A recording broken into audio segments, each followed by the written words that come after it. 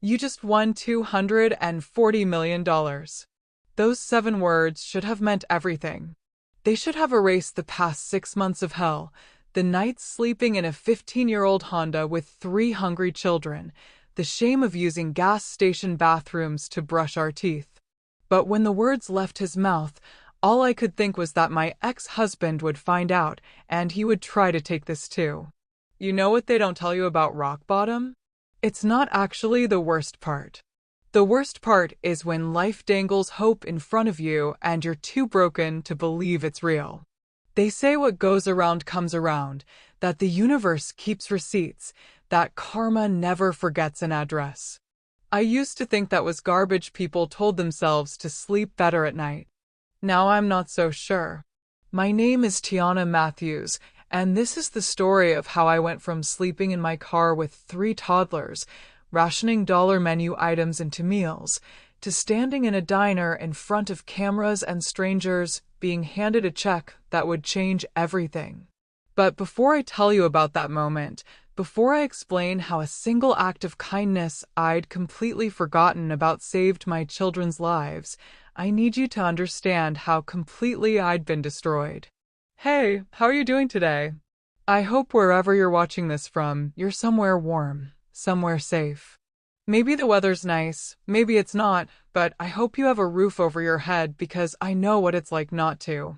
If this story resonates with you, do me a favor and hit that like button, subscribe to the channel, and drop a comment telling me where you're watching from.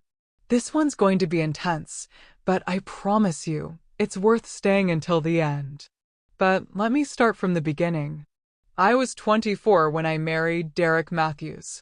He was 28, ambitious, working as a junior executive at a tech startup that was just beginning to take off. I was finishing my nursing degree, working night shifts at County General, exhausted but hopeful. We met at a coffee shop where I was studying between shifts.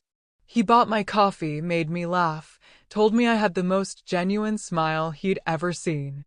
I believed in love back then. Real, honest, partnership love. I believed that marriage meant supporting each other through the hard times, celebrating the victories together, building something that mattered. I believed that when you made vows, you meant them. When you said for better or worse, you didn't bail the second worst showed up at your door. Derek proposed after 8 months. A simple ring, nothing fancy, but he looked at me like I was the only person in the world.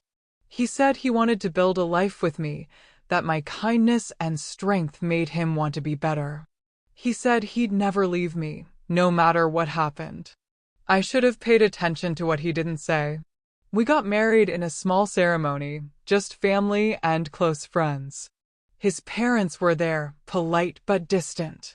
His mother, Patricia, barely smiled in the photos. His father, Robert, made a toast about how Derek was making a choice and they hoped it would work out. I ignored the undertone.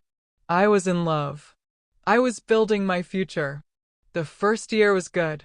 I graduated, got my RN license, started working full-time at the hospital. Derek's company went through a major acquisition and his salary tripled. We bought a small house in a decent neighborhood, nothing extravagant but ours. We talked about kids, about growing old together, about the life we'd build. Then I got pregnant. Not with one baby. 3. Triplets. 2 boys and a girl. The ultrasound tech's face when she found the 3rd heartbeat, I'll never forget it. Derek went pale. Actually pale. But then he smiled, kissed my forehead, said we'd figure it out together. The pregnancy was brutal. High risk from day one. I had to stop working at 5 months because my blood pressure was dangerously high. Bed rest. Complete bed rest. Derek took on extra projects at work, brought home dinner, helped me to the bathroom. For a while, I thought we were going to make it. The triplets came at 34 weeks. Early, but healthy. Mason, Jordan, and little Aria. 3 perfect, tiny humans who needed everything. Diapers, formula, clothes, medical checkups. The bills piled up fast. My job held my position for 12 weeks, then let me go. Budget cuts, they said. Nothing personal. Derek's income became our only income. And that's when things started to change. He started working later, coming home after the babies were asleep. He was tired all the time, irritable. I understood. I was tired too. Triplets don't sleep on the same schedule. Someone was always crying, always hungry, always needed changing. I was running on 3 hours of sleep a night, my body still recovering from the C-section, trying to keep 3 infants alive while managing a household. Can you keep them quiet? He'd snap when he got home. I've been working all day. I need peace. I'd apologize, take the babies to the nursery, close the door, rock them in silence, feed them in whispers, make myself invisible. His parents started visiting more. Patricia would walk through our house, touching things, making comments. It's so cluttered now. You really should keep up with the dishes better. Derek works so hard, the least you could do is maintain the home. I'd smile, nod, agree. I was grateful. They were helping with some expenses. They bought the cribs, the car seats, boxes of diapers. I didn't want to seem ungrateful. But then Derek started going out on weekends. Networking events, he said. Important for my career. He'd come home smelling like perfume. Different perfumes. I didn't ask. I was afraid of the answer. The triplets turned 1. I'd planned a small party, just family. I made a cake from scratch, decorated with their favorite colors. Patricia arrived early, before Derek got home from a meeting. She sat at my kitchen table, looked at me with something that wasn't quite pity and wasn't quite contempt. You know he's not happy, don't you? I stopped frosting the cake. What? Derek. He's miserable. This life, these children, it's not what he wanted. My hands were shaking. He said he wanted a family. He wanted a partner. Someone who could keep up with him. Look at you, Tiana. You've let yourself go. You're tired all the time. You don't work. You contribute nothing but chaos and expense. I wanted to scream that I was raising 3 one-year-olds alone while their father pretended we didn't exist. But I didn't. I just stood there, holding a spatula covered in blue frosting, feeling something inside me crack. Derek came home 2 hours late to his children's first birthday party. He was on his phone the entire time. He didn't help cut the cake. He didn't sing. He took one photo, posted it to social media with a caption about being #blessed, then disappeared into his office. That night, after everyone left and the triplets were finally asleep, I tried to talk to him. Derek, we need to reconnect.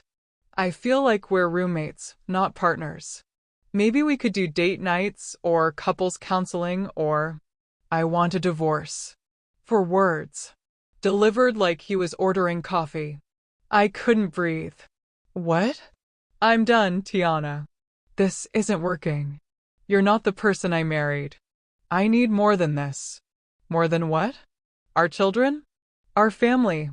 I need a partner who contributes. Who's interesting. Who doesn't spend all day covered in spit up and exhaustion. He'd been practicing this speech. I could tell. The words came too smooth, too prepared. I've been supporting 4 people for 2 years. I'm tired of it. My lawyer will contact you next week. I suggest you get one too. Then he left. Packed a bag and walked out at 10 o'clock at night, leaving me standing in our living room surrounded by birthday decorations and crushed cake. He didn't come back. The lawyer Derek sent was a woman named Victoria Cross. Expensive suit, cold eyes, the kind of person who'd stepped on people to get where she was and felt good about it. She arrived at our house, my house, the house I'd cleaned and maintained and filled with love while Derek pretended to be a family man online, and she handed me papers like she was serving a parking ticket. Mr. Matthews is filing for divorce on grounds of irreconcilable differences. He's requesting full custody of the children, citing your inability to provide financial stability. I read that line 3 times before it made sense. Full custody. He wanted to take my babies. He doesn't even see them, I said. My voice sounded strange, distant. He comes home after they're asleep. He leaves before they wake up. He doesn't know their favorite foods, or which one has nightmares, or that Jordan can't sleep without his stuffed elephant. Victoria didn't even look up from her tablet. Mr. Matthews maintains a stable income and living situation. He has family support. You are currently unemployed with no prospects and dependent entirely on his financial contributions. A judge will prioritize stability. I'm their mother, and he's their father with resources. I suggest you get legal representation. You have 30 days to respond. She left. I sat on the floor of my living room, those papers spread around me, and I couldn't cry. The tears wouldn't come. I was beyond crying. I called my sister, Lauren. She was the only family I had left. Our parents died in a car accident when I was 19, and she was 17. We'd raised each other, put each other through school. She was a teacher in Portland, struggling on her own salary, but she'd always been there for me. He can't take them, Lauren said immediately. Tiana, no judge would give him full custody when you're the primary caregiver. But I don't have money for a lawyer. I don't have money for anything. I used our savings for the triplets' medical bills and supplies. Everything's in his name. The house, the cars, the accounts. Everything. What about a free legal aid clinic? I'd already looked. The waiting list was 4 months long. I'll figure it out, I told her. I didn't know how, but I would. These were my children. I'd carried them, birthed them, kept them alive through colic and fevers and sleepless nights. Derek contributed DNA and paychecks. That wasn't the same as being a parent. I got a lawyer. Public defender, overworked, handling 30 cases at once. His name was Martin Chin, and he looked exhausted every time I saw him. But he was kind. He listened. He told me the truth. The system favors financial stability. It shouldn't, but it does. Your best chance is proving you can support them. Do you have any income prospects? I'm applying everywhere. But childcare for triplets costs more than entry-level positions pay. And they're too young for preschool programs. He nodded, made notes, didn't make promises he couldn't keep. The divorce moved fast. Derek had money for lawyers who filed motions and requested hearings and made everything complicated. He wanted the house. He wanted the car. He wanted everything we'd built together, and his legal team was making sure he'd get it. I started seeing posts on social media. Derek at restaurants. Derek at events. Derek with a woman. Her name was Vanessa Hartley. 26, blonde, working as a marketing director at his company. In every photo, she was polished, professional, the kind of woman who definitely didn't spend her days wiping noses and singing nursery rhymes. She wore designer clothes and heels and smiled like someone who'd never been tired in her life. The comments killed me. Beautiful couple. So happy you found someone who deserves you, Derek. She's gorgeous. Upgrade. His mother commented on one photo. So proud of my son.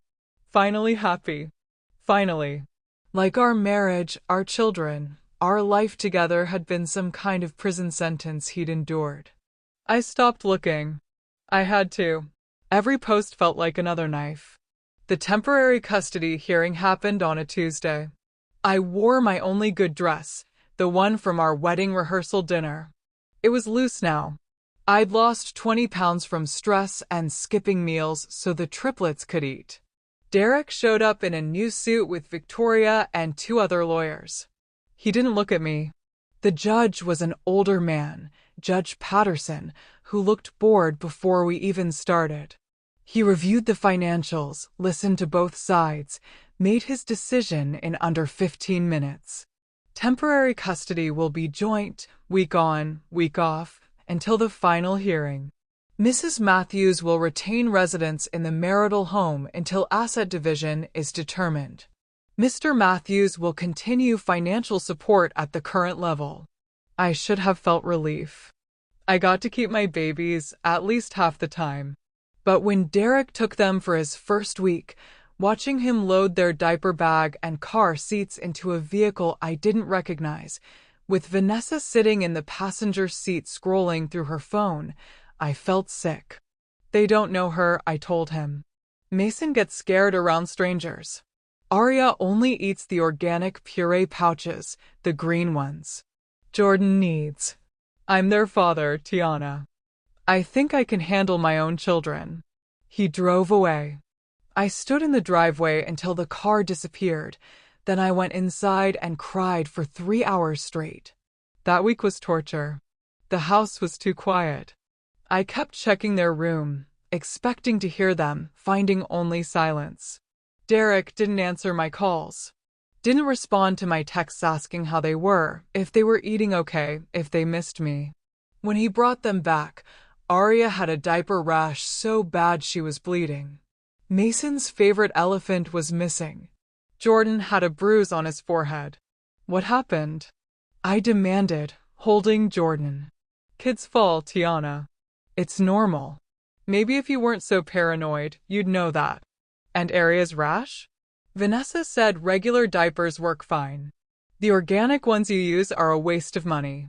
I wanted to scream that our daughter's skin was sensitive, that I'd tried every brand before finding ones that didn't hurt her. But he was already leaving, already back in his car, already gone. I spent that night treating Arya's rash, searching the house for elephant stuffed animals online at 2 in the morning, holding Mason while he cried for reasons he was too young to explain. The divorce proceedings dragged on for 3 months. Every week, the same routine. I'd send them with detailed instructions. Derek would ignore everything. They'd come back with new problems, new signs of neglect disguised as different parenting styles. Then Martin called me. Tiana, Derek's team filed new motions. They're pushing for full custody again, claiming you're unstable. Based on what? They have affidavits from his parents stating you were neglectful during the marriage. That the house was always dirty, the children often in soiled clothes, that you seemed depressed and unable to cope. My blood went cold. That's not true. None of that's true. I believe you. But they have statements, dates, details. They're building a case that you're unfit. His parents. The people I'd welcomed into my home, who I'd thanked for their help, who'd watched me struggle alone and said nothing. They'd been documenting. Building evidence. Planning this. We need character witnesses, Martin said. People who've seen you with the children, who can testify to your abilities as a mother. But I didn't have anyone. I'd lost touch with friends during the pregnancy and the chaos of triplets. My sister was across the country. The other moms at the park were acquaintances, not friends. I'd been so isolated, so focused on survival, that I'd let every other relationship fall away. I had nobody. The final divorce hearing was set for October 15th. Martin prepared me for the worst. Derek's lawyers were good. They had money, resources, a strategy. We had the truth, but truth doesn't always win. 2 weeks before the hearing, Derek made his move. He picked up the triplets for his week, same as always. But this time, his lawyer called mine an hour later. Mr. Matthews is filing an emergency custody motion. He has evidence that Mrs. Matthews is living in dangerous conditions and is mentally unstable. He will not be returning the children to her care pending a psychiatric evaluation. I called Derek. It went to voicemail. I called again. And again. Finally, Victoria answered his phone. Stop calling. Any communication needs to go through legal channels. Mr. Matthews is protecting his children from an unstable environment. If you continue to harass him, we'll file a restraining order. She hung up. I couldn't breathe. Couldn't think. I drove to his apartment, The nice two-bedroom in the new building downtown that he'd rented with money that should have been supporting our children. The doorman wouldn't let me up. "I'm sorry, ma'am. You're not on the approved visitor list. Those are my children up there. I'm going to have to ask you to leave, or I'll call the police." I left. I sat in my car in that parking garage, and I screamed until my throat was raw. Martin filed an emergency countermotion. The hearing was set for 3 days later. In those 3 days, I didn't sleep. Didn't eat. I scrubbed my house until it was spotless, organized every document, prepared every piece of evidence that I was a good mother. The hearing was a nightmare. Derek's lawyers presented photos. My house, but from angles that made it look terrible. Toys on the floor became hazardous conditions. Dishes in the sink became unsanitary living environment. A basket of unfolded laundry became inability to maintain basic household standards. Then they presented the psychiatric evaluation request. "Mrs. Matthews has exhibited erratic behavior," Victoria stated, calling Mr. Matthews over 30 times in one evening, showing up at his residence and becoming aggressive with building staff. "Our expert psychologist suggests these behaviors indicate potential mental instability that could endanger the children." I'd been calling because he took my children. I'd gone to his apartment because I had no other option. But the way she presented it, I sounded crazy. "Your Honor," Martin stood. "Mrs. Matthews is a devoted mother responding normally to being suddenly separated from her children with no warning. Any parent would." "Does Mrs. Matthews have stable housing?" the judge interrupted. Martin hesitated. "The marital home, Your Honor, pending asset division." "And income?" "She's actively seeking employment, but..." "So no current income. And Mr. Matthews is requesting the marital home in the divorce settlement, correct?" Victoria smiled. "Correct, Your Honor. Mr. Matthews purchased the home before the marriage. Under state law, it remains his separate property." That was a lie.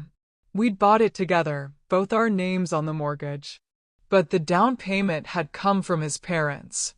Somehow, in the paperwork, that meant it was his. Judge Patterson looked tired. "I'm granting temporary full custody to Mr. Matthews pending Mrs. Matthews obtaining stable housing and income. Supervised visitation will be allowed once per week, 2 hours, at a court-approved facility. We'll revisit in 60 days. The gavel came down. I lost them. Just like that, my children were gone. Martin tried to comfort me. "We'll appeal. We'll fight this. 60 days, Tiana. Get a job, get an apartment, and we'll get them back." But I couldn't hear him. The room was spinning. Everything was collapsing. Derek walked past me in the hallway outside the courtroom. Vanessa was with him, her hand on his arm. He didn't even glance my way. But his mother did. Patricia stopped, looked directly at me, and smiled. That's when I knew. This was never about the children. This was about winning. About destroying me completely. And they had. The eviction notice came 12 days after I lost custody. I'd known it was coming. Derek's lawyers had been clear. The house was his. I had 30 days to vacate.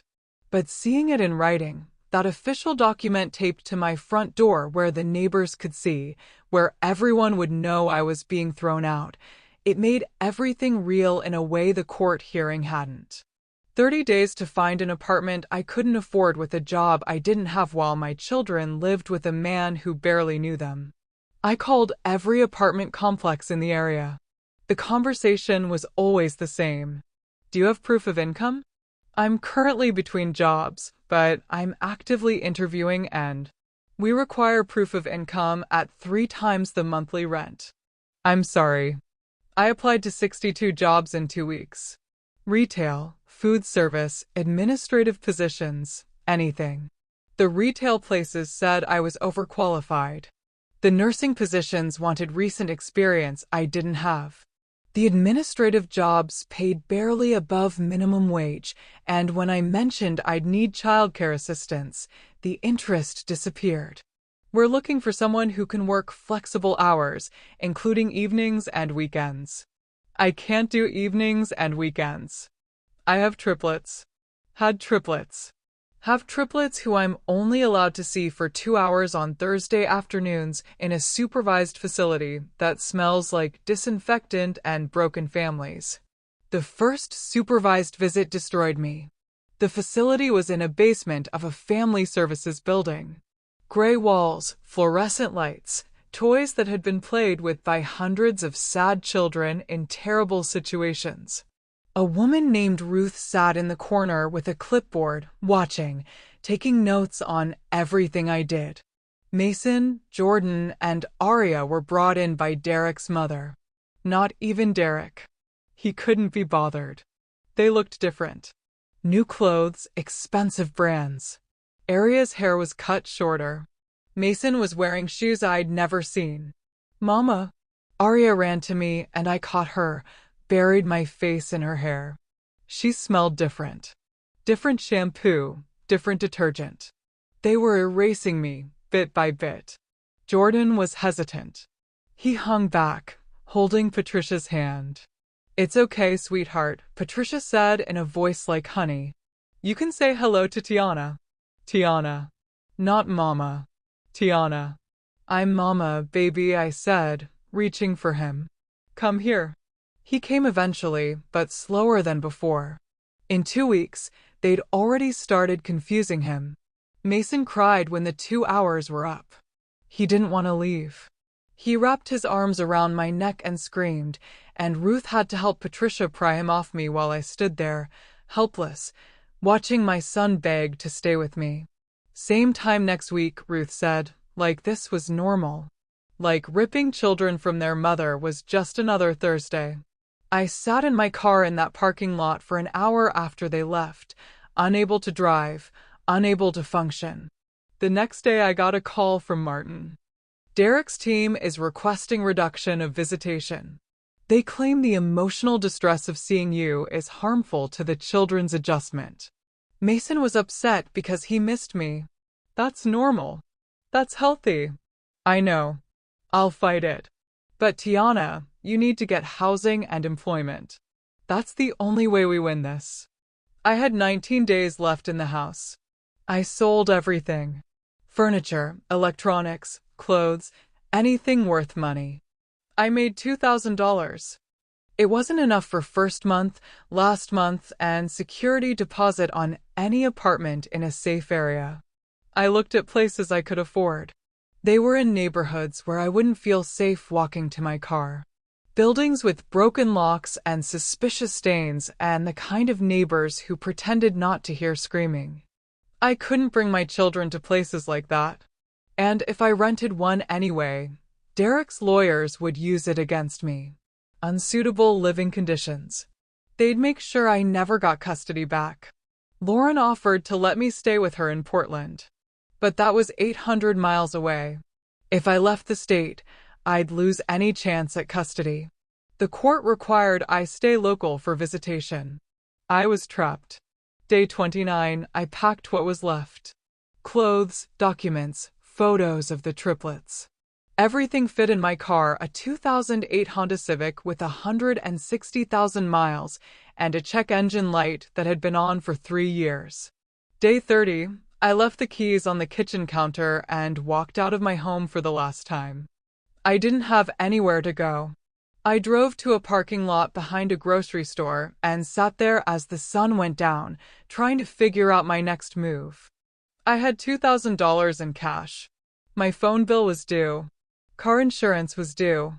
I needed gas money, food money, money for the supervised visitation fees that cost $50 per session. I couldn't afford a motel. Even the cheapest ones were $50 a night.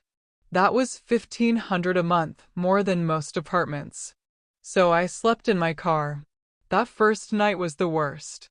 I tried to stretch out in the back seat, but I'm 5'7" and the Civic wasn't made for sleeping. Every position hurt. The parking lot lights were too bright. Every sound made me jump.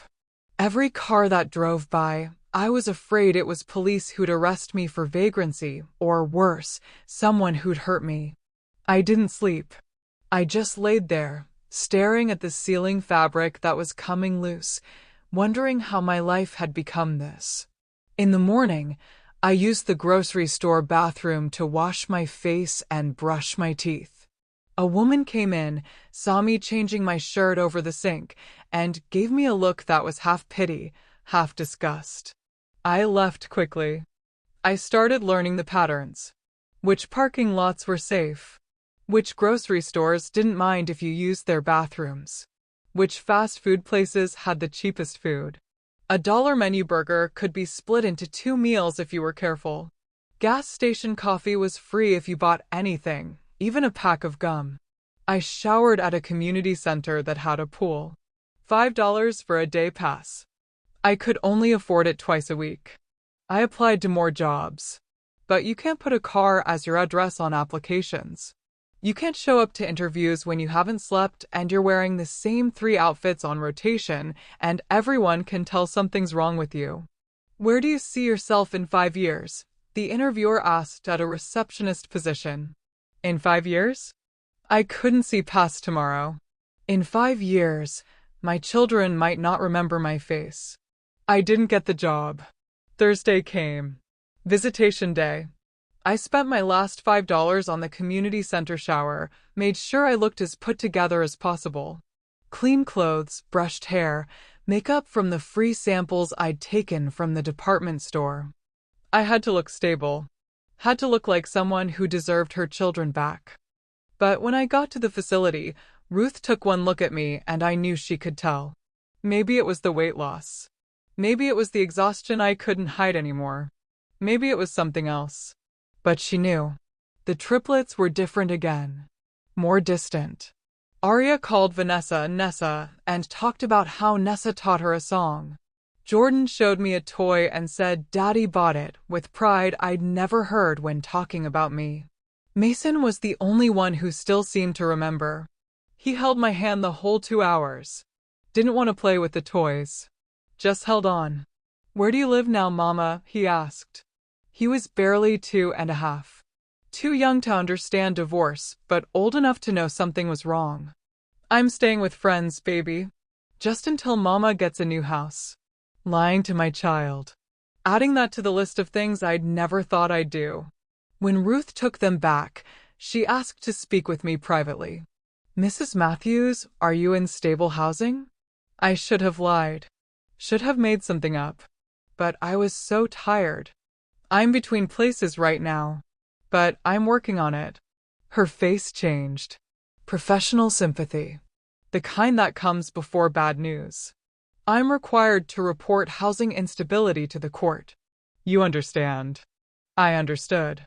I understood that I just made everything worse. That Derek's lawyers would use this. That I was losing my children more with every passing day. That night I parked behind a church and cried until I threw up. My phone rang. Lauren. Tiana, please come to Portland. You can stay with me, get back on your feet, and then I'll never see them again. The court won't let me take them out of state and won't give me custody if I leave. I'm stuck. You're killing yourself. I'm fighting for my kids. But was I? What kind of fight was this?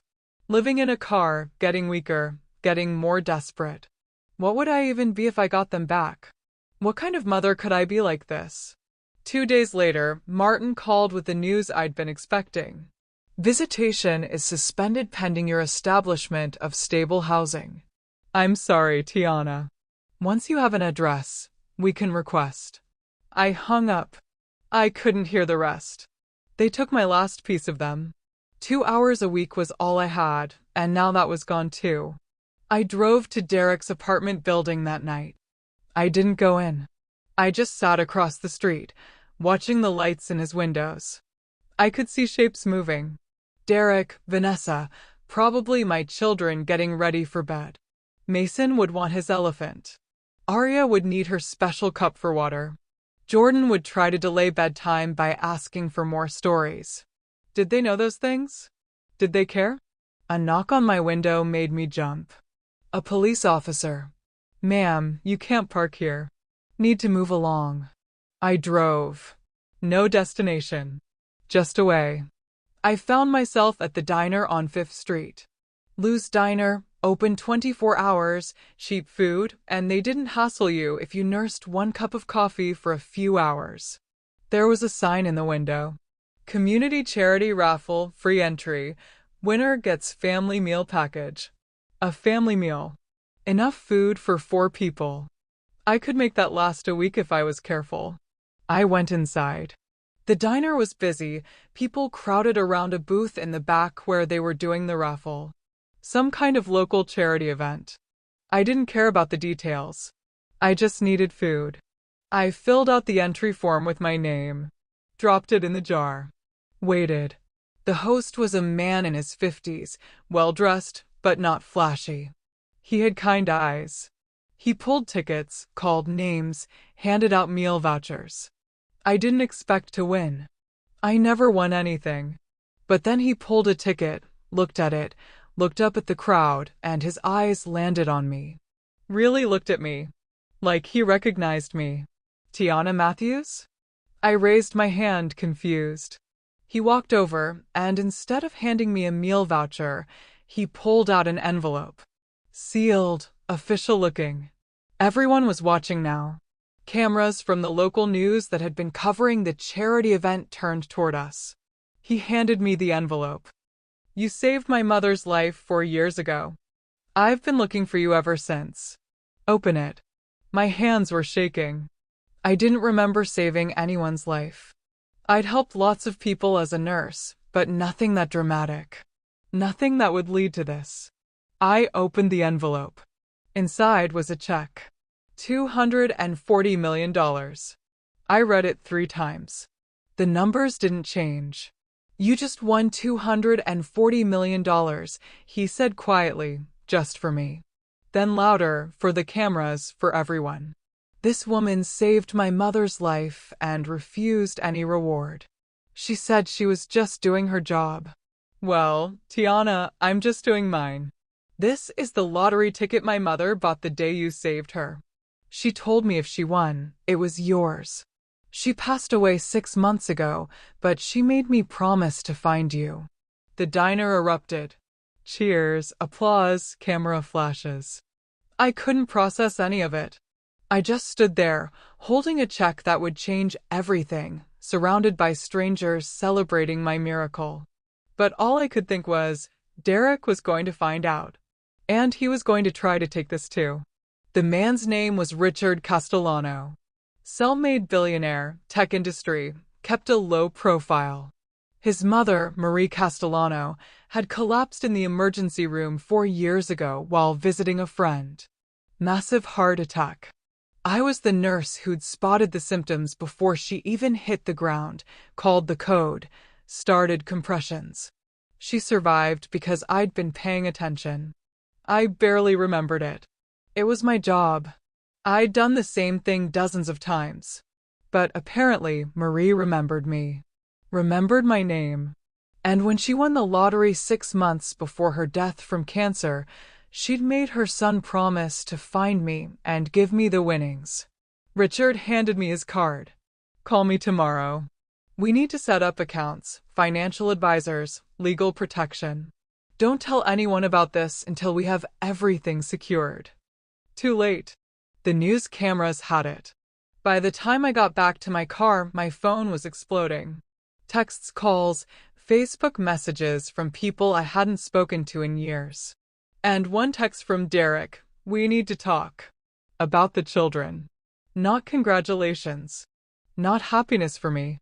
Just immediate calculation about what he could take. I didn't respond. I sat in my car in that diner parking lot, holding a check for $240 million, and I felt nothing but dread. I called Lauren. She screamed so loud I had to pull the phone away from my ear. "Tiana. Oh my God. You're saved. You can get the babies back. You can destroy him." Could I? The money changed everything, but Derek's lawyers were good. They'd find an angle. I called Martin. He was quiet for a long moment after I told him. This changes the custody case completely. You now have financial stability, housing capability, resources. We file an emergency motion tomorrow. Derek's going to fight. He's going to say I'm unfit, that money doesn't change that. Let him try. Money talks in family court. It shouldn't, but it does. He used your poverty against you. Now we use your wealth for you. That night I stayed in a hotel. A real bed, clean sheets, a shower that was actually mine for the night. I ordered room service and couldn't eat it. The food sat there getting cold while I stared at the check, still not believing it was real. My phone rang at 11. Unknown number. Tiana, it's Patricia. Derek's mother. I almost hung up. I saw the news. That's wonderful for you. Truly. I'm calling because Derek would like to discuss a more equitable custody arrangement. Perhaps we were hasty before. The children do miss you. Now they missed me. Now that I had money. Tell Derek to have his lawyer contact mine. I hung up. It felt good. The next morning, I met with Richard and his team. Lawyers, financial advisors, accountants. They moved the money into protected accounts, set up trusts, established a legal barrier between me and everyone who'd be coming for it. You're going to have people from your past appearing, Richard warned. Old friends, distant relatives, your ex-husband. Everyone will want something. My advice? Trust no one except your lawyer and your financial team. At least for now. He was right. By noon, I had 17 messages from people I'd gone to high school with. 3 from distant cousins I'd met once. 1 from Derek's brother who I'd never liked. And 5 from Derek himself. The last one said, "Don't be unreasonable. Think about what's best for Mason, Jordan, and Aria. They need both parents. Call me." Martin filed the emergency custody motion that afternoon. Citing changed financial circumstances, stable housing capability, and the previous ruling being based primarily on economic factors. Derek's response came within hours. Victoria filed a counter-motion claiming the sudden wealth made me a target, that the children would be safer in their established routine, that money couldn't fix the instability and mental health concerns they'd documented. The hearing was set for 5 days away. I used those 5 days to build my case. I rented a house, fully furnished, in a great neighborhood. 4 bedrooms, fenced yard, top-rated school district. I hired the best family law attorney Richard's team recommended, a woman named Catherine Torres who had a 90% custody win rate. "They're going to argue you're irresponsible with money," Catherine said. "That this windfall doesn't prove stability. We counter by showing measured, child-focused decisions. The house, education funds for the triplets, healthcare accounts. Everything focused on their well-being. I set up trust funds for each child. $5 million each, untouchable until they turned 25.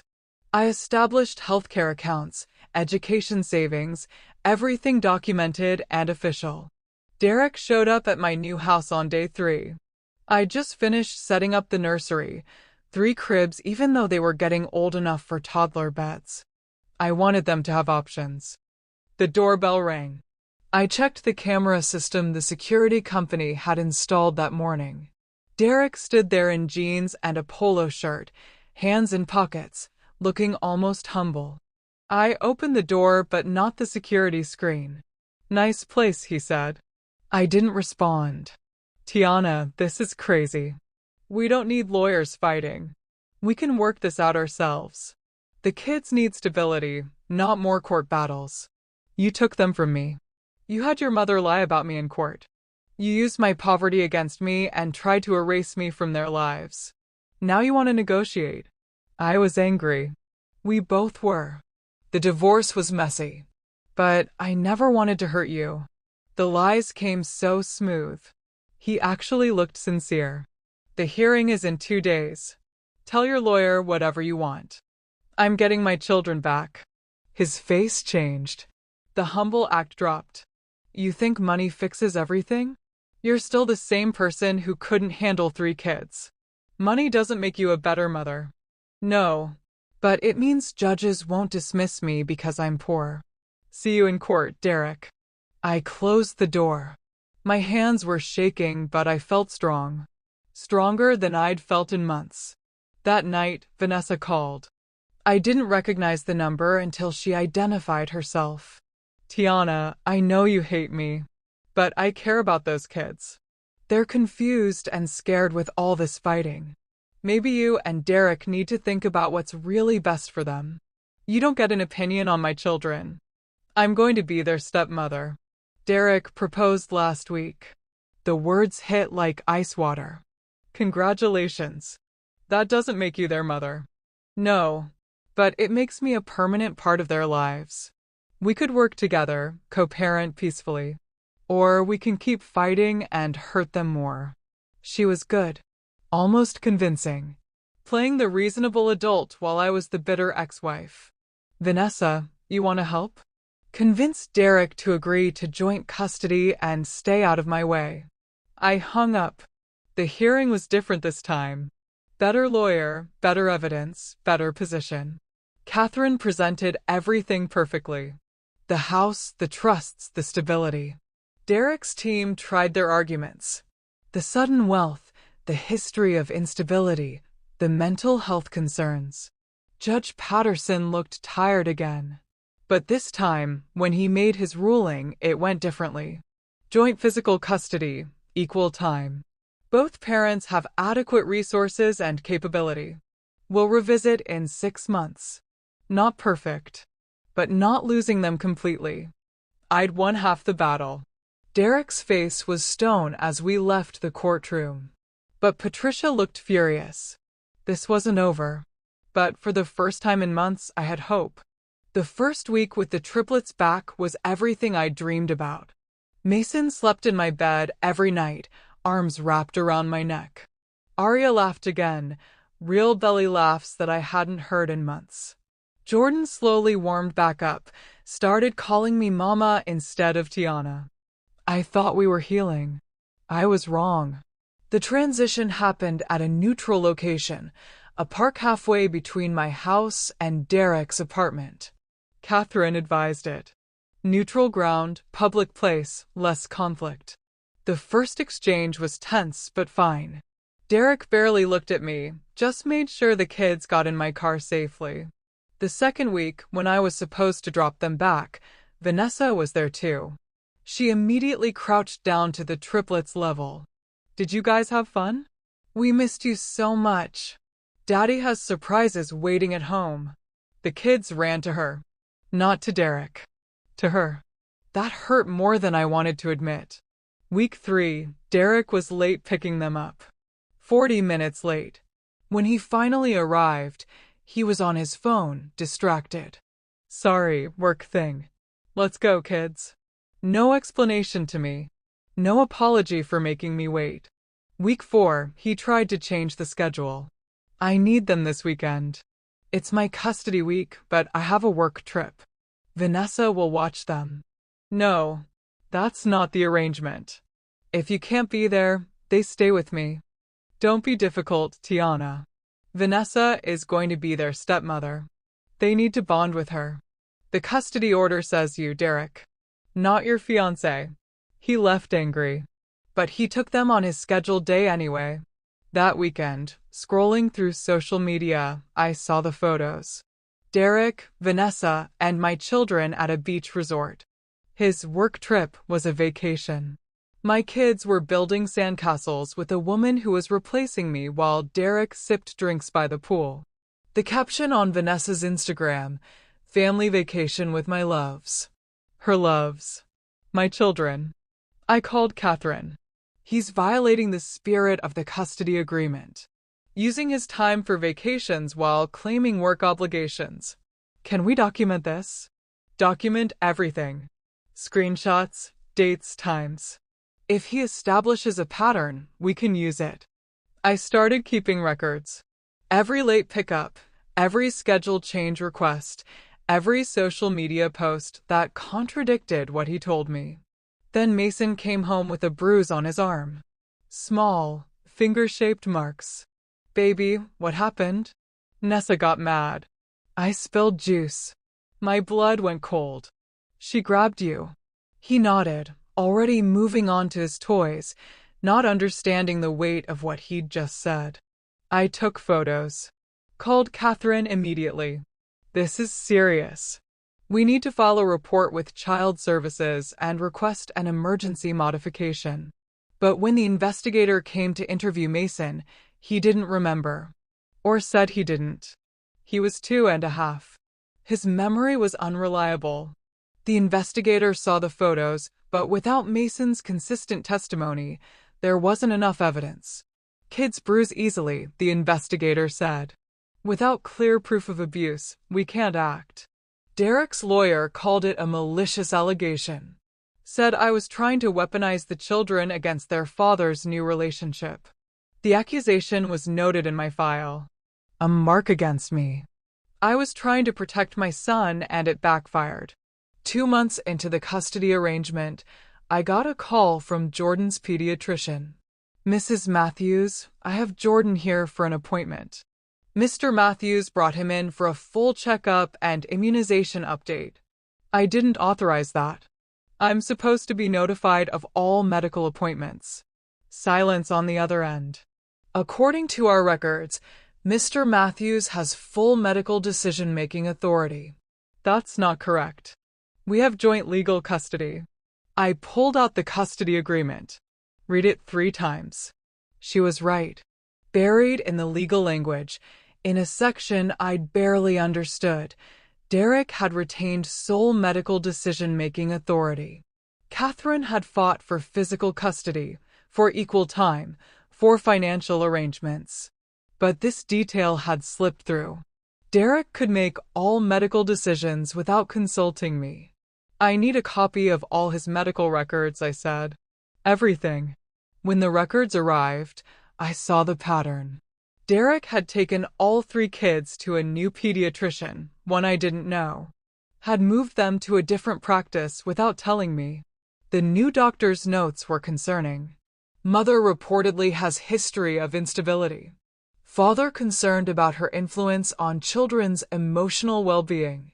Recommended monitoring for signs of parental alienation. Derek was building a medical record that painted me as the problem.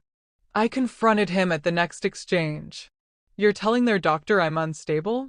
You're creating a false narrative in their medical files. I told the truth. You lived in your car, Tiana. You had a breakdown. That's in the court records. The doctor needs complete history to provide proper care. You drove me to that. You took everything from me. See? This is what I'm talking about. This anger, this instability. It's why the kids need consistency with me. He was calm, measured. Made me look hysterical by staying cool while I fell apart. Vanessa put her hand on his arm. Derek, the children are watching. They were. All 3 of them, standing by Derek's car, watching their parents fight. Mason looked scared. Arya was crying. Jordan just stared. I was becoming the villain in my own story. That night, Lauren called. I saw the beach photos. Tiana, are you okay? He's taking them from me again. Slower this time. Legal this time. But it's happening. Can Catherine stop it? I don't know. He's following the custody order. He's just working every angle inside it. Then Lauren said something that changed everything. Have you checked your bank accounts lately? I hadn't. The money was in trusts and protected accounts. I had a spending account with more than enough for monthly expenses. I hadn't been paying attention to the details. I logged in while Lauren stayed on the phone. The main trust was fine. The children's trusts were untouched. But my spending account was wrong. Transactions I didn't recognize. Large transfers to accounts I'd never seen. $40,000 gone over the past 6 weeks. Lauren, someone's stealing from me. I called the bank. They confirmed the transfers were legitimate, authorized with my account credentials and security codes. But I didn't make these transfers. Ma'am, they came from your verified email address with correct authentication. If you're claiming fraud, we'll need to investigate, but this looks like authorized activity. I called Richard's security team. They traced the transfers. The receiving account belonged to a shell company. The shell company was owned by another company. That company's board included one name I recognized: Robert Matthews, Derek's father. They weren't just taking my children. They were stealing my money. The security team dug deeper, found the breach. My email had been hacked 3 months ago, right after the lottery win went public. Someone had installed monitoring software on my phone during the custody hearing, likely when I'd left it on the table during a bathroom break. They'd been watching everything, reading my emails, tracking my passwords, accessing my accounts. Derek's family had been systematically robbing me while using the legal system to take my children. I felt sick. Catherine reviewed everything. Her face was grim. This is fraud. Criminal fraud. We can press charges, recover the money, possibly use this in the custody case. How long will that take? Months. Maybe years. White-collar crime investigations are slow. And in the meantime? In the meantime, they know we know. They'll be more careful. That night, Derek requested an emergency modification hearing. His petition claimed I was making wild accusations, showing signs of paranoia, creating an unstable environment for the children. The evidence? My fraud claims against his family. My accusations about Vanessa hurting Mason. My confrontation at the custody exchange. He was using my attempts to protect myself and my children as proof I was crazy. The hearing was set for 2 weeks away. I went to pick up the kids for my custody week and Derek wasn't there. His mother was. Derek had an emergency. I'll be supervising this week. That's not the agreement. If Derek can't be present during his custodial time, they come to me. The agreement says a responsible adult can supervise. I'm their grandmother. She was right. Another loophole. I had to watch Patricia take my children into my own house, stay in my home, control my time with my own kids. She watched everything. Criticized everything. You're feeding them too much sugar. You're letting them stay up too late. You need more structured activities. She took notes. Actual notes in a little book she carried. What are you writing? Just observations. For Derek. He worries, you know. Wants to make sure they're properly cared for. She was gathering evidence. In my own home. Wednesday night, I was putting the kids to bed when I overheard Patricia on the phone in the guest room. It's going exactly as planned. The fraud accusations make her look paranoid. The medical records establish pattern of instability. We just need one more incident and we can petition for full custody. Yes, the money will be harder to access now, but once Derek has full custody, he can petition for child support from her assets. Court will have to grant it. She has no idea. By the time she figures it out, it'll be too late. I stood frozen in the hallway. This was never about the children. This was about the money. All of it. The divorce, the custody battle, taking everything from me when I had nothing, and now trying to take what I'd won. Derek married me when I was a nurse with student loans. He left me when I became a mother instead of a paycheck. He fought for custody when he thought I had nothing. Now I had everything, and he wanted it all. The entire family was in on it. Coordinated. Planned.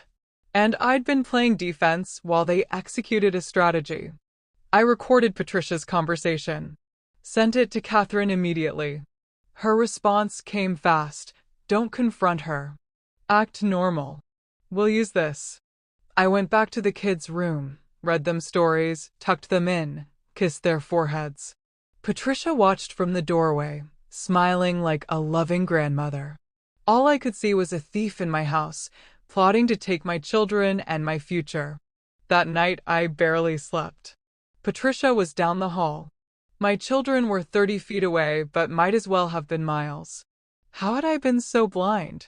Patricia left after my custody week ended, but the damage was done. Her notes, her observations, her testimony was already with Derek's lawyers. The emergency hearing happened on a Friday. Judge Patterson looked annoyed before we even started. Catherine presented the recording of Patricia's phone conversation. The admission that this was about money, about manipulation, about coordinated fraud. Victoria objected immediately. Illegally obtained recording inadmissible. Mrs. Matthews recorded a private conversation without consent in a two-party consent state. This is a crime. The judge agreed. The recording was thrown out. Worse, Derek's team filed a counter-complaint. I'd committed a felony by recording Patricia without permission. They wanted it referred to the district attorney. My evidence of their conspiracy became evidence of my criminal behavior. Catherine fought hard. Showed the bank fraud, the shell companies, the stolen $40,000. Your Honor, this is a coordinated effort to access my client's assets through manipulation of the custody arrangement. Victoria had an answer for everything. Mr. Matthews' father made a legitimate business investment that Mrs. Matthews later regretted. The transaction was legal. Her claims of hacking are unsubstantiated. The security firm she hired found no definitive proof.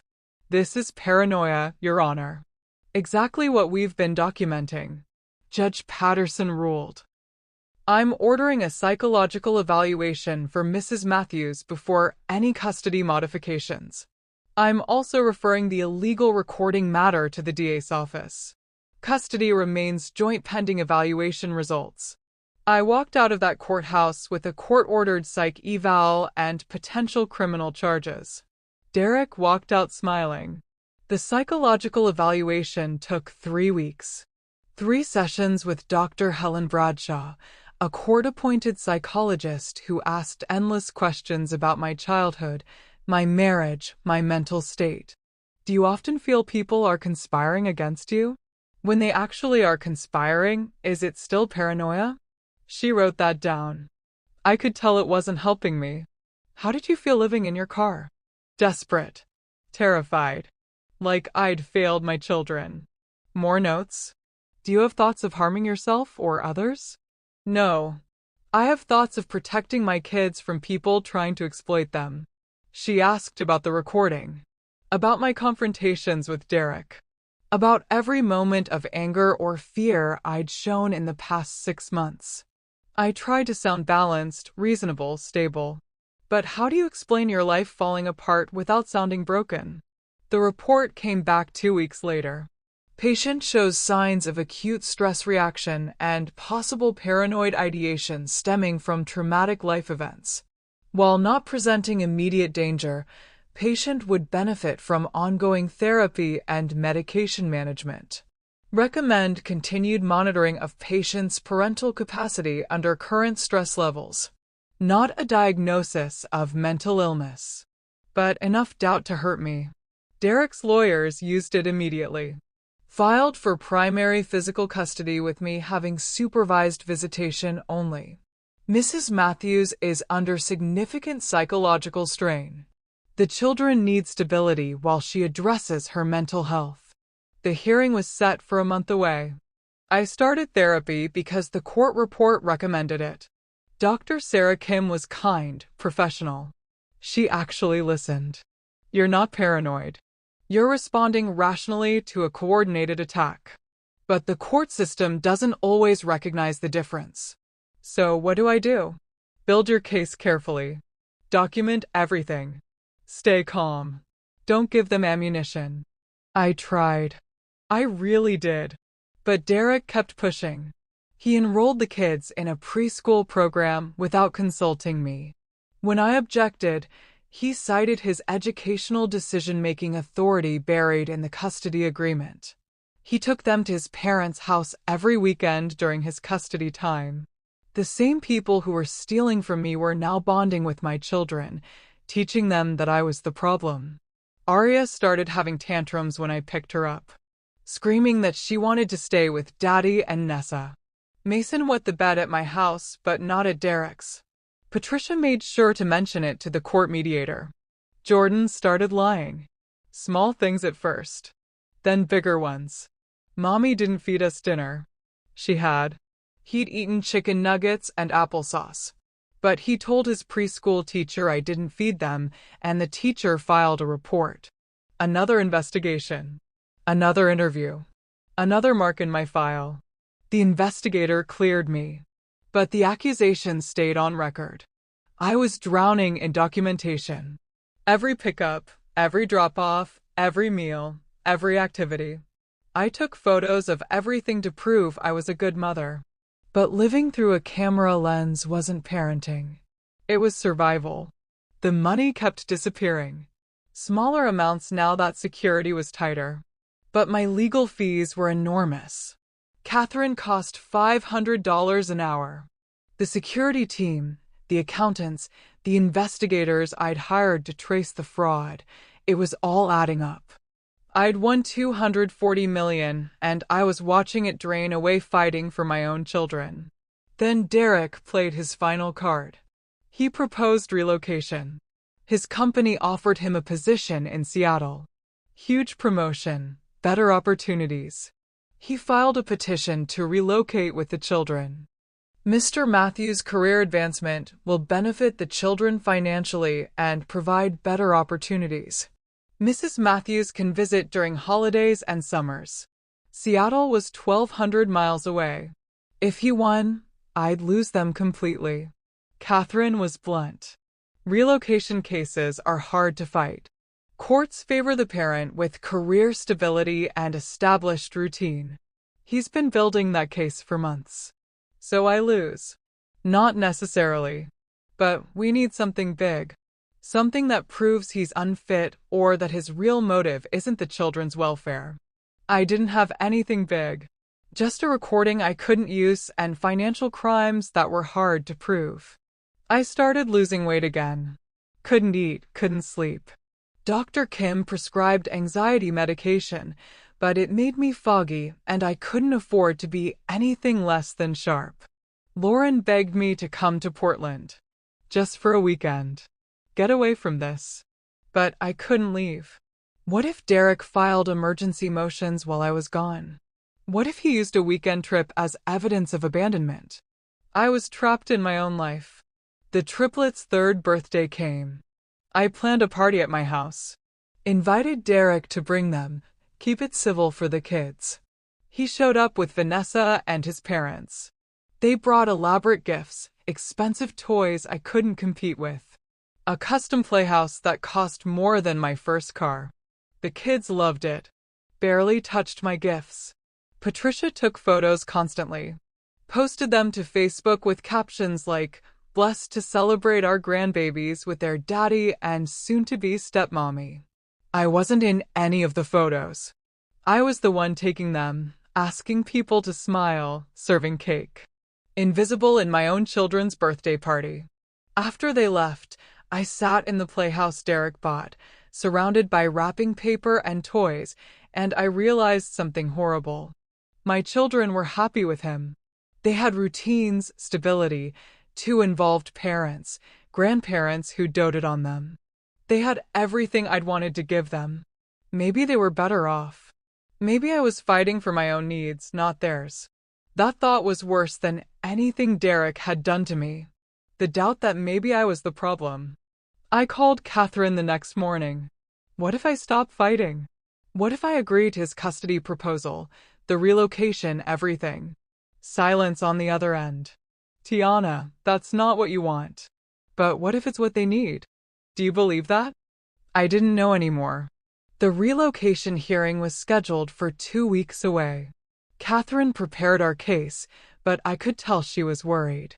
Then my car broke down. The Honda finally gave up after holding on for months past its life expectancy.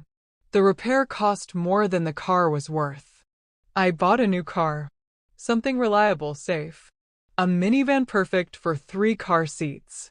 Derek's lawyers used it in their next filing. Mrs. Matthews is making extravagant purchases while claiming financial hardship. This demonstrates poor judgment and instability. A minivan. An extravagant purchase. Everything I did was wrong. I went to pick up the kids for my custody time and Vanessa answered Derek's door. Where's Derek? Seattle. Checking out the new office and housing options. I'm watching the kids this week. That's not the agreement. If he's not here, they come to me. Actually, the judge modified it last week. Didn't your lawyer tell you? I'm now an approved custodian during Derek's parenting time. Catherine hadn't told me. I checked my email. The order had come through at midnight. I'd missed it. Another loss. I had to leave my children with the woman who was replacing me while their father house hunted 1,200 miles away. That night I sat in my big empty house and I understood what rock bottom really meant. It wasn't losing everything. It was having everything and still losing what mattered most. My phone buzzed. Text from an unknown number. Stop fighting. Take the settlement. Monthly support, summer visits. Move on with your life. Or we'll make sure you lose everything, including your freedom. The illegal recording is just the start of what we can prove. Your choice. No signature. But I knew who sent it. I had 1 week until the relocation hearing. And I had no idea how to win. I sat with that threat for 2 days. Read it probably 100 times. They were offering me an out. Monthly payments, summer visits, my freedom. All I had to do was surrender. Let Derek take my children to Seattle. Let Vanessa raise them. Let his family win. The alternative was criminal charges, more legal battles, watching my children learn to hate me while I fought a war I was losing. Dr. Kim asked me the hard question in our session 3 days before the hearing. What are you really fighting for, Tiana? Be honest. My children. Are you fighting for them or for yourself? I wanted to be offended. But she was right to ask. I don't know anymore. I thought I was protecting them. But maybe I'm just destroying everyone, including myself. What would happen if you stopped fighting? Derek takes them to Seattle. I become the weekend parent, the summer parent. Eventually I'm the stranger who sends birthday cards. And if you keep fighting, I might lose anyway. And they'll remember their childhood as a war zone. She leaned forward. Or option 3. You change how you fight. I didn't understand. You've been playing defense. Responding to Derek's moves. What if you went on offense? What if you stopped trying to prove you're not crazy and started proving what he actually is? I'd tried.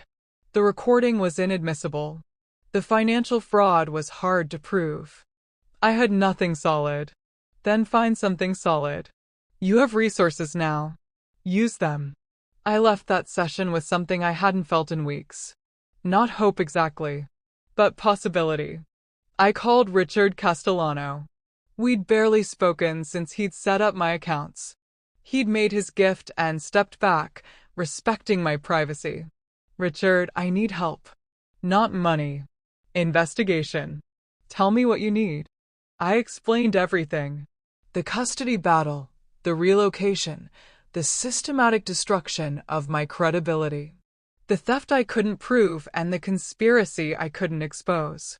He was quiet for a long moment. My mother told me you were special. That you saw her when everyone else looked past her. She was right. Give me 3 days. The hearing is in 3 days. Then I better work fast. I didn't know what he could find that my investigators had missed. But I had nothing else. That night, I went to the one place I'd been avoiding. The storage unit where I'd put everything from the marital home that Derek didn't want. Boxes of papers, old files, things I'd grabbed randomly during the eviction just to save them. I started going through everything. Bank statements from our marriage. Emails I'd printed for some reason. Old phones I'd never thrown away. In a box labeled Kitchen Miscellaneous, I found Derek's old iPad.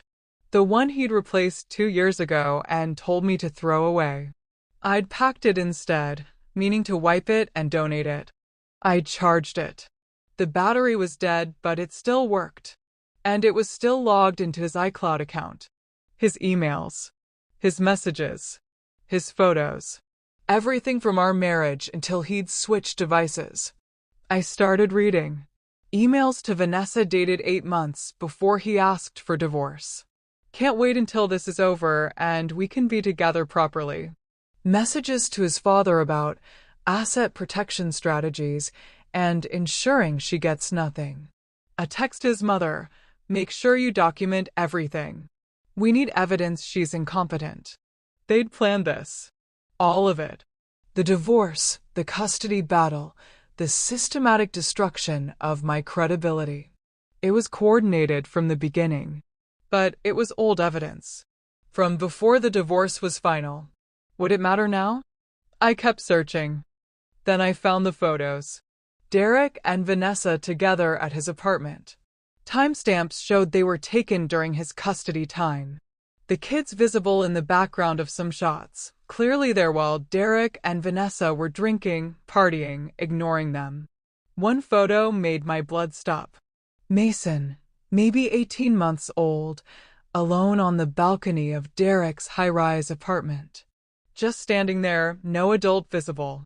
The sliding door closed behind him. The timestamp was during Derek's custody week. 2 months ago. My toddler son had been left unsupervised on a 15th floor balcony. I took screenshots of everything. Sent them to Catherine immediately, even though it was midnight. She called me 5 minutes later. This changes everything. This is neglect. This is endangerment. The conspiracy evidence establishes motive for the custody battle. The photos prove he's unfit. Is it enough? It's enough to stop the relocation. Maybe enough to modify custody in your favor. Tiana, this is what we needed. I should have felt relief. Victory. But all I felt was sadness that my children's father was this person. Richard called the next morning. I found something. Derek's company didn't offer him a Seattle position. He applied for a transfer and was denied. The relocation is based on a job offer that doesn't exist. How did you find that? I know people. The CEO of his company owes me a favor. He confirmed Derek requested the transfer but was told no. Whatever Derek told the court is a lie. Can we prove it? The CEO will testify if subpoenaed. He's not happy Derek is using a fake job offer in a court case. It reflects badly on the company. Catherine filed an emergency motion that afternoon. New evidence of material misrepresentation to the court. Request to delay relocation hearing and modify custody based on endangerment. Derek's response was fast and vicious. Victoria claimed the iPad evidence was obtained illegally. That I'd hacked Derek's accounts. That the CEO was lying as a favor to me because of my relationship with Richard. But she couldn't explain the photos. Couldn't explain Mason on that balcony. Judge Patterson ordered an emergency hearing for the next day.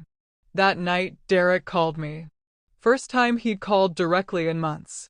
You're making a mistake. Am I? Those photos are out of context. Mason was only outside for a second. The iPad is old evidence that doesn't prove anything. You're going to embarrass yourself. Or I'm going to show everyone who you really are. Tiana, listen to me. Drop this. Take the deal. You can't win. My family has resources you can't imagine. We will destroy you. You already tried. I'm still here. Are you? You're medicated, court-ordered therapy, psych evaluations questioning your sanity. One more push and you'll lose everything, including visitation. Is that what you want? What I want is my children safe. And they're not safe with you. Silence on the line. Then his voice changed. Cold, flat. You'll regret this. He hung up. I didn't sleep that night.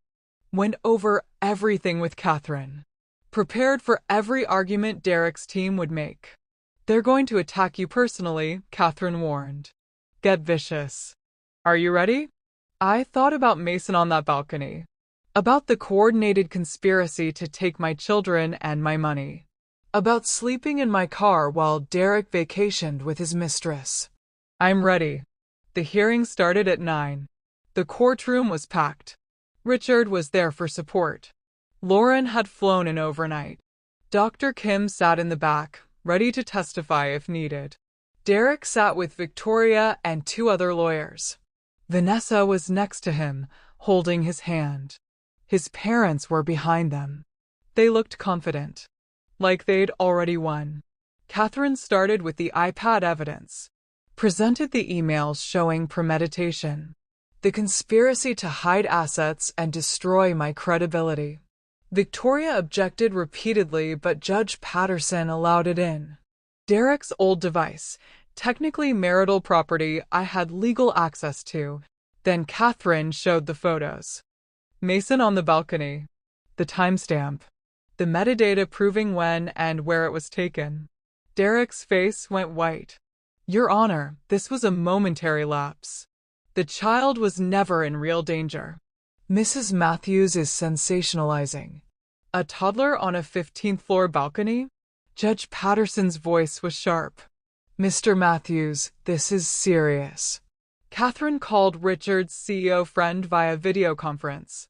He testified under oath that Derek had applied for Seattle transfer and been denied. That there was no job offer. Mr. Matthews told this court he had a career opportunity requiring relocation. Are you saying that's false? Yes, Your Honor. We have no position available for Mr. Matthews in Seattle. He was told this directly 3 weeks ago. Judge Patterson looked at Derek. Did you lie to this court about employment? Victoria jumped in. Your Honor, there may have been miscommunication.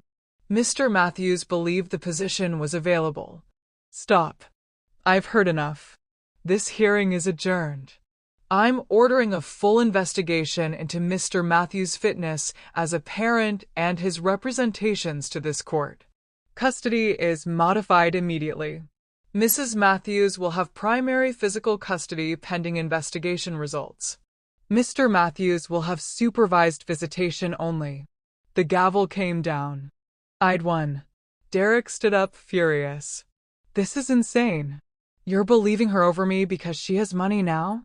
This is. Mr. Matthews, one more word and I'll hold you in contempt. Sit down. He sat. But the look he gave me was pure hatred. I didn't care. I was getting my babies back. The investigation Judge Patterson ordered took 6 weeks. 6 weeks where I had my children back full-time. 6 weeks where Derek had to show up to a supervised facility twice a week for tower visits, with a monitor taking notes on everything he did. The irony wasn't lost on me. This was exactly what he'd put me through. But I didn't gloat. I focused on healing. On helping Mason, Jordan, and Arya feel safe again. The nightmares started immediately. Mason woke up screaming 3 nights in a row. Arya clung to me constantly, afraid I'd disappear. Jordan acted out, throwing tantrums over nothing. Dr. Kim recommended a child psychologist. Dr. Andrea Lopez specialized in kids from high-conflict divorces. After 2 sessions with the triplets, she called me in alone. Tiana, I need to be direct. Your children have been subjected to parental alienation. Someone has been systematically teaching them to fear you, to prefer their father, to believe you're unstable. I'd suspected, but hearing it confirmed hurt. Mason told me that Grandma Patricia said you were sick and might go away forever. Arya said Vanessa told her that mommies who don't have jobs don't deserve their children. Jordan has been repeating phrases that no 3-year-old would naturally say. Mommy can't take care of us. Daddy is better. My hands were shaking. Can you document this? I already am. This will be part of my report to the court. What they did to these children is psychological abuse. The investigation expanded. The court appointed a guardian ad litem, an attorney whose only job was to represent the children's best interests. Her name was Monica Price, and she was thorough. She interviewed everyone. Me, Derek, the kids, both sets of grandparents, Vanessa, teachers, doctors, neighbors. She reviewed every document, every text message, every email. She spent a full day at my house, watching me with the kids. Saw me make breakfast, break up fights over toys, read stories, give baths, tuck them in. She spent a day observing Derek's supervised visits. Watched him show up late, spend half the time on his phone, struggle to remember which kid had which dietary restriction. Then she started digging into the financial fraud. With Richard's security team's help, she traced the shell companies. Found more missing money than I'd known about. Not just 40,000. Almost 200,000, taken systematically over months. The accounts all led back to Robert Matthews and a business partner of his. Patricia was listed as a beneficiary. Monica's report came back 3 weeks into the investigation. It is this guardian's opinion that Mr. Matthews and his family have engaged in a coordinated effort to alienate the children from their mother for financial gain. The evidence of fraud, conspiracy, and parental alienation is substantial and deeply concerning. Mr. Matthews has repeatedly misrepresented facts to this court, endangered the children through neglect, and prioritized his own interests over their well-being. I recommend Mrs. Matthews receive primary physical custody, with Mr. Matthews receiving supervised visitation only until he completes parenting classes and psychological evaluation. The final hearing was scheduled for December 10th. 2 days before, Derek's lawyers requested a settlement conference. We met in a conference room at Catherine's office. Derek, Vanessa, Victoria, and 2 other lawyers on one side. Me, Catherine, and Richard on the other. Richard had insisted on coming. Moral support, he said. But I knew he wanted Derek to see I wasn't alone. Victoria started. My client is willing to concede primary custody to Mrs. Matthews in exchange for dropping all fraud allegations and criminal investigations. Catherine didn't hesitate. No. Mrs. Matthews should consider carefully. A trial will be expensive, time-consuming, and public. The children will be exposed to media attention. Is that what she wants? I leaned forward. What I want is accountability. Your client stole from me, lied to the court, endangered our children. And you think I'll let that go to avoid bad publicity? Derek spoke for the first time. Tiana, be reasonable. We both made mistakes. Let's just move forward. We didn't both make mistakes. You destroyed our family. You drove me into homelessness. You tried to erase me from our children's lives. You stole money that was meant to secure their future. Those aren't mistakes. That's who you are. Vanessa touched Derek's arm. Maybe we should. Stay out of this, I cut her off. You don't get a voice here. You helped him alienate my children. You left my son unsupervised on a balcony. You're as guilty as he is. Her face flushed red. Victoria tried again. Mrs. Matthews, the fraud allegations are still difficult to prove.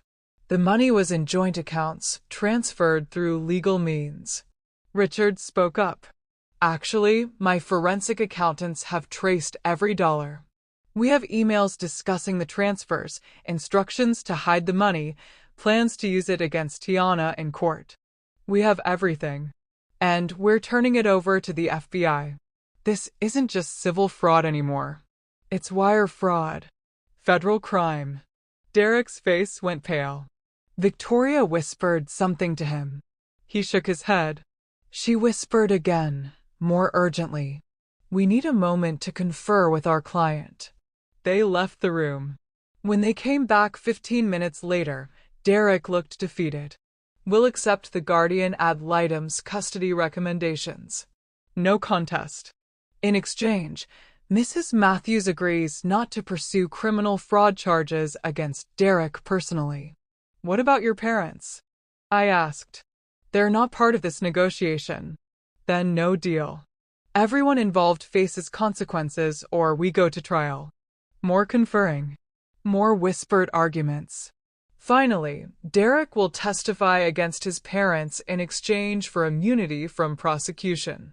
He'll return all funds taken from Mrs. Matthews' accounts. He'll pay all legal fees incurred fighting the custody case.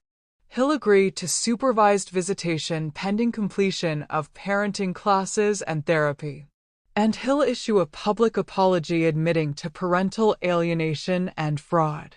Catherine looked at me. It's a good deal. You get everything except seeing him in prison. I thought about my children, about dragging them through a trial, about Mason, Jordan, and Aria watching their father get arrested on the news. I want the apology in writing. I want every penny returned with interest. And I want his parents prosecuted fully. Agreed. We signed the settlement that afternoon. The public apology was posted 3 days later. Derek's Facebook page, his LinkedIn, everywhere. I deeply regret my actions during my divorce from Tiana Matthews. I engaged in parental alienation, financial fraud, and misrepresentation to the court. I put my own interests above my children's well-being and attempted to destroy a good mother because of greed and spite. Tiana was and is an excellent parent who deserves full custody of our children. I am committed to doing the work necessary to become a better father and person. I take full responsibility for my actions. The comments were brutal. Friends who'd supported him, who'd celebrated his relationship with Vanessa, who'd called me crazy, they all turned on him. His company put him on administrative leave pending internal investigation. Vanessa left him 2 days after the apology went public. Posted her own statement about not knowing the full extent of his deception and needing to protect herself. She'd known. But she was smart enough to get out before it destroyed her too. Robert and Patricia Matthews were arrested 3 weeks later. Wire fraud, conspiracy, theft. Federal charges with serious prison time. Their trial was set for the following spring. Derek would testify against them, part of his immunity deal. His parents' lawyers tried to negotiate. The prosecutors refused. They'd targeted a mother and her children for financial exploitation. They'd used the legal system as a weapon. There would be no mercy. The story went viral. Local news picked it up first. Then regional. Then national. Homeless mother wins lottery, discovers ex-husband's family stole her winnings. My face was everywhere. The kids' faces too, though I tried to protect them from it. Richard's PR team helped manage it. Turned the narrative into something positive. The generous lottery gift, the devoted mother who overcame impossible odds, the justice system working correctly for once. I did one interview. Just one. National morning show. The host asked, "What do you want people to know about your story? That rock bottom isn't the end. That you can lose everything and still rebuild. That your children are worth fighting for no matter how hard it gets. And that the truth always comes out eventually. It just takes courage to keep standing until it does." The clip got 15 million views. I received thousands of messages. Other mothers in custody battles. Homeless families. People who'd been destroyed by bitter divorces. They all saw themselves in my story. I couldn't respond to everyone, but I read them all. And I started thinking about what I could do with the platform I'd been given. 6 months after the settlement, life looked completely different. The triplets were thriving. The nightmares had stopped. Mason laughed again, real genuine belly laughs. Aria's confidence came back. Jordan stopped repeating phrases he'd been taught and started being himself. Dr. Lopez said they were resilient. That kids could heal from almost anything with the right support. Derek completed his parenting classes and therapy. His supervised visits became unsupervised, 2 afternoons a week. He was trying. Actually trying. Being present, engaged, learning their favorite foods and bedtime routines. He'd never be the father I'd hoped he'd be when we got married. But he was becoming adequate. And for the kids' sake, that was enough. He moved to a smaller apartment after his company fired him. Got a new job with less pay, less prestige. His social media went quiet. No more posts about his perfect life. I didn't hate him anymore. I didn't feel anything about him except distant pity. Vanessa moved to another state. I heard she got engaged to someone else. I hoped she'd learn something from the disaster of our situation. Probably not, but I could hope.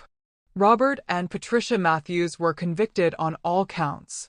Robert got 8 years federal prison. Patricia got 6. They'd be old when they got out. They'd lost everything fighting to take mine. The judge at their sentencing hearing was harsh. You targeted a vulnerable mother and her children with calculated cruelty. You weaponized the family court system for personal greed. You have shown no remorse. This court hopes your time in prison teaches you the empathy you so clearly lack. I didn't attend the sentencing. Catherine went and reported back. I was done giving them space in my life. I focused on building instead of fighting. I'd gotten all the money back, plus interest, plus legal fees. Almost $300,000 returned to my accounts. But the bigger project was what to do with my platform and resources. I started a foundation, the Second Chance Foundation, dedicated to helping mothers in crisis. We provided emergency housing, legal assistance for custody battles, job training, childcare support. Everything I'd needed and didn't have. Richard helped me set it up. He'd become a real friend over the months, checking in regularly, offering advice without being pushy. We had coffee one morning at the same diner where I'd won the lottery. Lou's Diner had become symbolic for me. The place where everything changed. You've done something remarkable, Richard said. Most people who get a windfall like you did, they just spend it on themselves. You're changing lives. Your mother changed mine. I'm just paying it forward. She'd be proud. I'm proud. There was something in his voice. Something more than friendship. I wasn't ready. Maybe someday. But not yet. He seemed to understand. Didn't push. Just smiled and changed the subject. The foundation launched 6 months after the settlement. We helped 23 families in the first month. Single mothers who'd lost custody because of poverty. Fathers fighting abusive exes. Families torn apart by legal systems that favored money over merit. Each story broke my heart and healed it at the same time. One woman, Jennifer, came to us after losing custody of her daughter. Her ex-husband had money, lawyers, and a new wife who wanted to play mother. The story was painfully familiar. We got her a lawyer, found her housing, helped her get a job with childcare support. 6 months later, she had joint custody back. She cried in my office when she told me, "You gave me hope when I had none. You showed me it was possible to fight back and win." That moment made everything worth it. The triplets turned 4. I threw a party at our house, just family and close friends. Lauren flew in. Richard came with a ridiculously large bouncy castle that the kids loved. Derek came for an hour, brought reasonable gifts, played with the kids, and left without drama. Progress. As I watched Mason, Jordan, and Aria run around the backyard, covered in frosting and happiness, I felt something I hadn't felt in years. Peace. My phone buzzed. Email from the foundation. Another family requesting help. Young mother, twins, abusive ex-husband using the legal system to control her. I'd respond tomorrow. Today was for my children.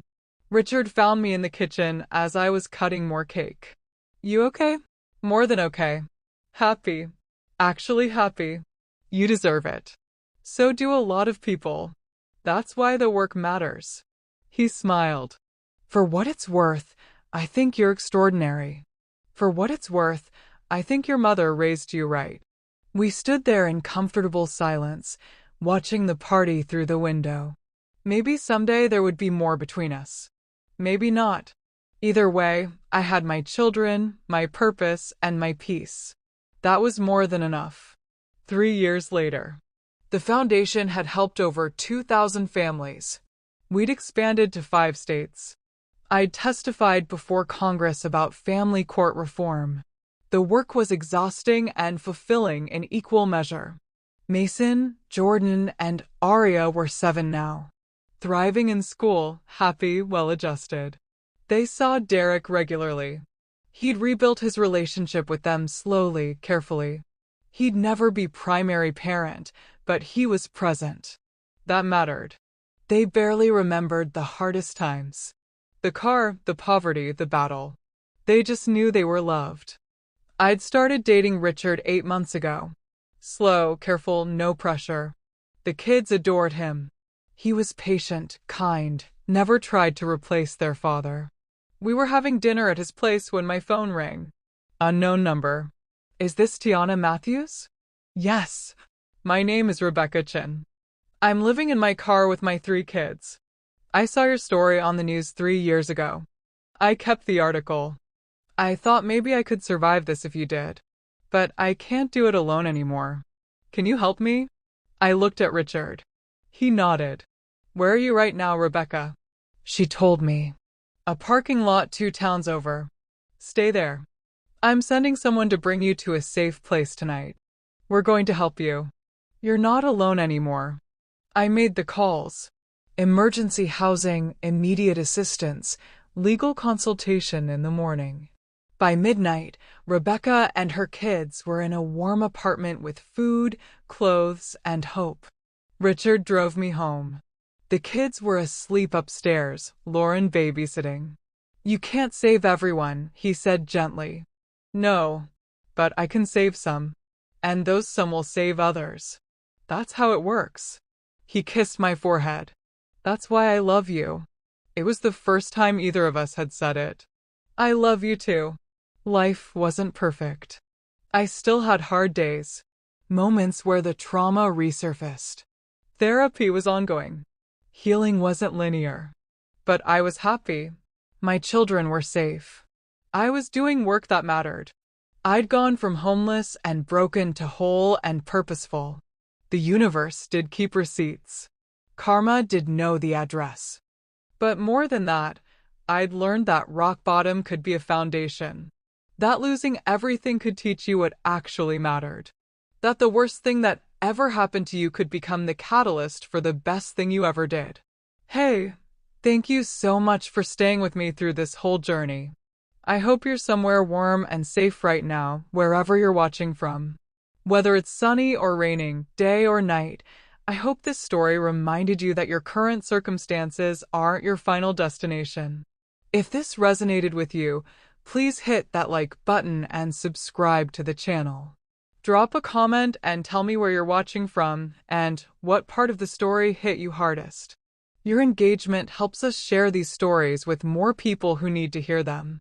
And if you're going through something similar, if you're in your car or your rock bottom or your darkest moment, please know this. You are stronger than you think. Your story isn't over. Help exists. Hope exists. You just have to hold on long enough to find it. The Second Chance Foundation is real, inspired by stories like Tiana's. If you need help or want to help others, resources are in the description below. Thank you for being here. Thank you for listening. And remember, the best view comes after the hardest climb. I'll see you in the next story.